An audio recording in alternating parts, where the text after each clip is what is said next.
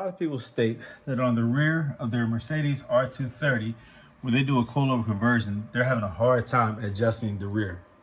Well, for one, I say do the preliminary adjustment so that the rear on both sides is level and also at an optimal height, the height that you desire. To do that, I need you to look at my earlier videos that shows how to adjust all four coilovers before installation.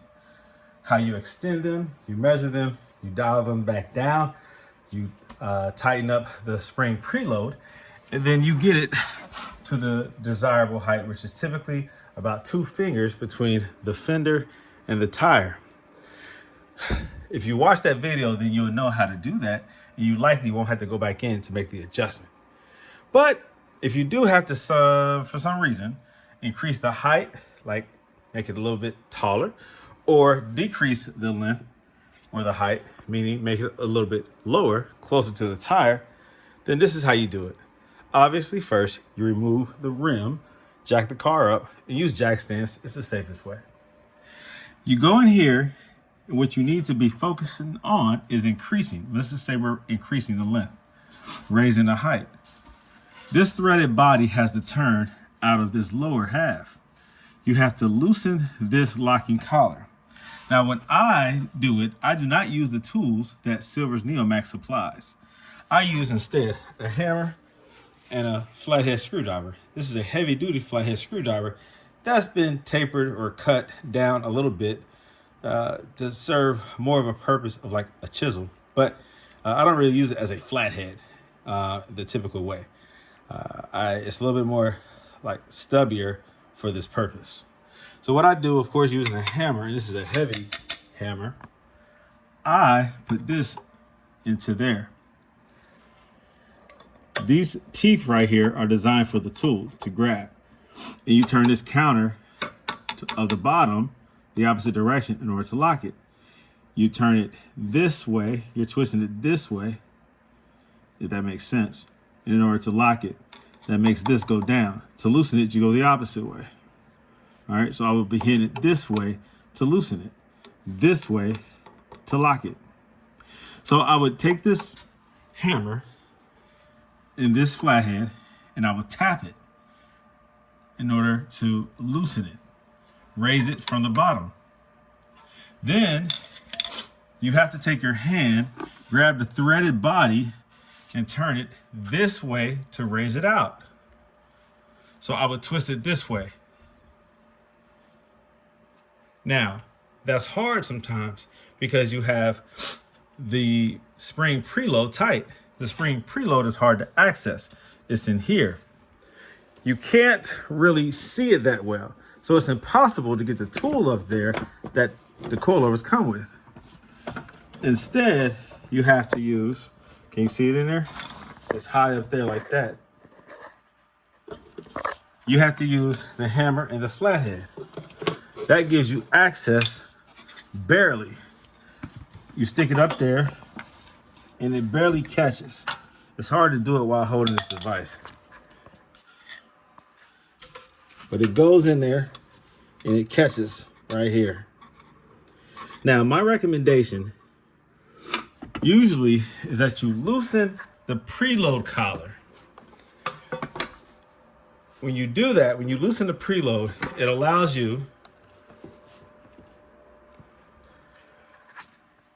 to spin the threaded body more easily.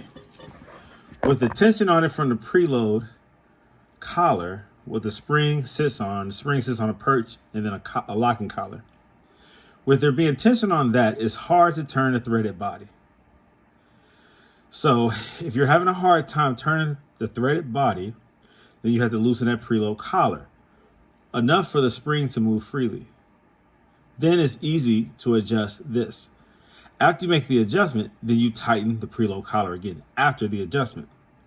I've seen a lot of people, and matter of fact, before this coilover conversion that I'm doing here, I did a customer's coilover conversion. I had to redo it. They paid somebody else to do it, and he tried to himself adjust the rear. And when twisting this, what was happening was the spring was not twisting with it. If you twist this threaded body and the spring and a locking collar does not turn with a threaded body, then what you're doing is you're loosening the preload or you're tightening the preload. And if you loosen the preload too much, then you will lose that preload and you won't even know it. And then your car will be out of whack and you'll be damaging the coilover on hard impact because you won't have any preload. So basically the coilover will start to collapse before it has the load from the spring. When the car lifts up, there will not always be preload on the spring, and that's a problem. You'll damage the coilover that way. And if you over tighten it, right, then what you'll be doing is losing the spring's ability to unload properly, and you'll have a messed up ride. The spring needs to fully unload when there's full droop on the lower control arm, but still have preload tension on it. I hope this is making sense to you.